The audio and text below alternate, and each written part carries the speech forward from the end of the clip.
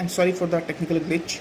So we were discussing about fundamental accounting assumptions. So here I want to say you that if I'm going to find out what is my profit, or sorry, what is my stock on a certain given date, that may be any date. For example, I am considering 31st March 2020.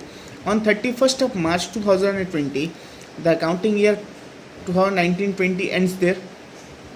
So in the accounting year 2019-20, when it ends on 31st March 2020, I want to check what is my closing stock. So for valuing closing stock, there are different formulas. They are called FIFO, LIFO, weighted average method.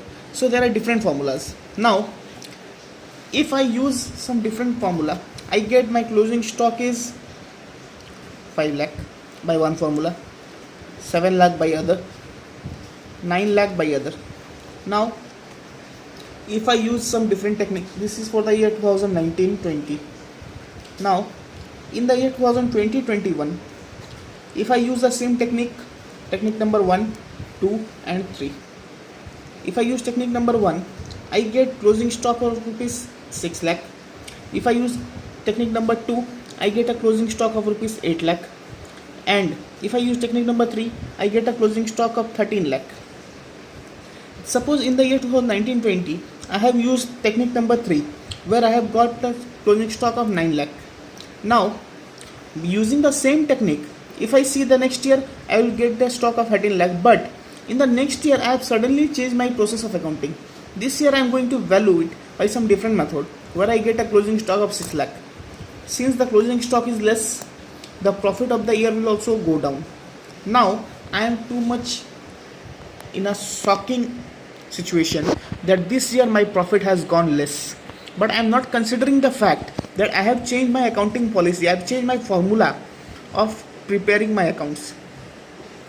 So this will give me a result which will be totally shocking and disappointing for me, that I have earned very less amount of profit or I have suffered loss this year. But actually it is incorrect.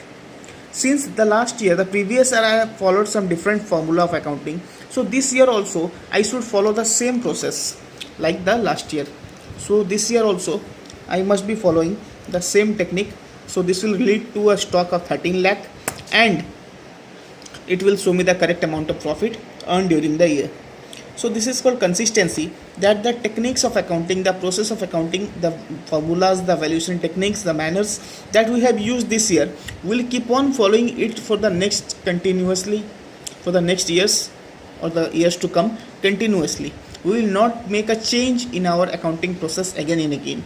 So we will be consistent with our accounting techniques and policies. So this is fundamental accounting assumption number 2, consistency. We will be consistent with our policies and procedures of accounting. Number 3, it is accrual concept. Accrual means due basis.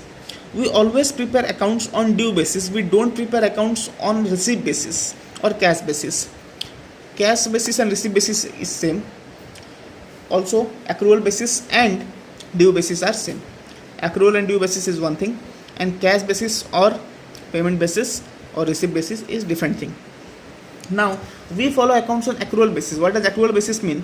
For example, if I have a staff whose salary is rupees 3,000 per month, so during the year I should pay him 3,000 per month into 12, that is rupees 36,000 per year per annum. For example, I have not paid him salary for the period of 2 months. 2 months salary is not paid to him, it is still pending or still due. So what is the amount that is due? 3,000 per month into 2 months, that is rupees 6,000 is due. Now while preparing the accounts, what should I show in salary? Rupees 30,000 that is paid. Total amount during the year is 36,000. 6,000 is still due. So I should show salary rupees 30,000 or salary rupees 36,000.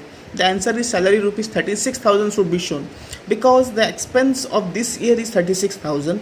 6,000 that is unpaid, that will be shown separately, that out of 36,000, 6,000 is still unpaid. It will be shown in the liability side of the balance sheet as outstanding salary or outstanding expenses.